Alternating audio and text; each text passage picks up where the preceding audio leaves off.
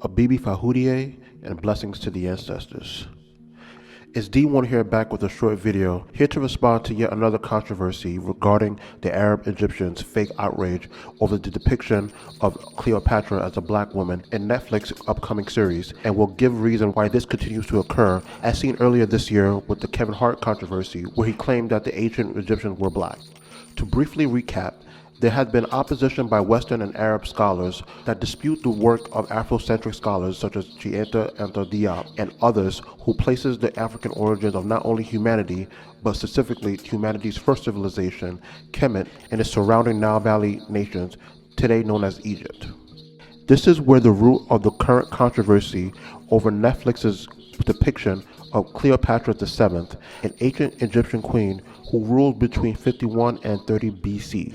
Before we get started with today's video, I would like you all to subscribe to the Original People's Party's mailing list as part of our efforts to build a core support base for our Pan-African development work as we continue to grow. The link is in the description and in the pinned comments to join. In addition, if you're a fan of boom bap beats, feel free to stream my music, available on all major streaming platforms, and add your favorites to your favorite playlist as well. Thank you, and let's get started with today's video.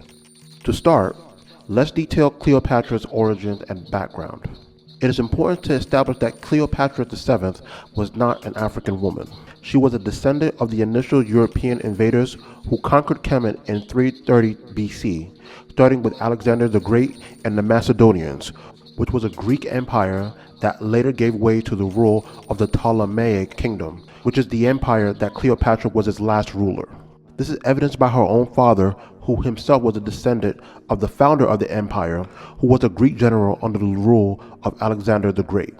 From my point of view, she can't be an African woman, and probably at best may be considered by modern understanding as a biracial or mixed offspring, as a product of generations of intermixing with conquered African women. Also, as a side note, historians are not in unison on their agreement of who her mother was, but however, this doesn't dispute my initial point that Cleopatra comes from a lineage of external colonizers on the continent.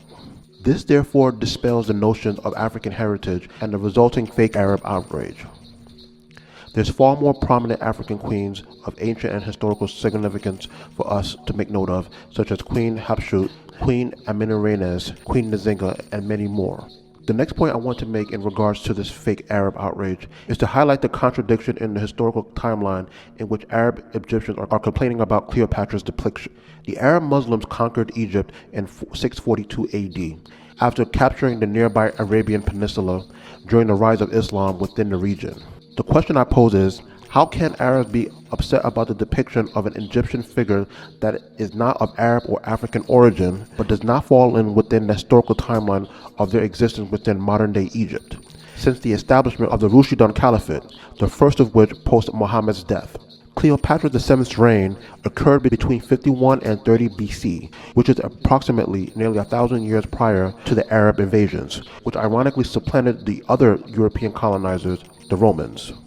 This question brings me to the wider conclusive point I wanted to make about not only the Arab posture, but also Europeans, particularly of the Western variety, and their attitudes towards this subject. The pushback of recognizing any form of black or African ancestry of the ancient Egyptians, excluding the foreign colonizers, is a form of racism, because if Arabs or Europeans are forced to recognize the black or African origins of ancient Egypt, it would force them to recognize the racist lies and propaganda of African people being a backwards or primal people who were destined to be enslaved or ruled, were somehow capable of building such vast societies and civilizations that spread across the continent. This is why people such as Dr. Diop received such pushback in the 20th century by Western scholars for disputing the racist European narratives of ancient Egypt and its contributions to African history. But as I've said, I will be doing separate videos on the overview of ancient Egyptian history, and more specifically the Arab invasions of Africa through Islam, in future videos.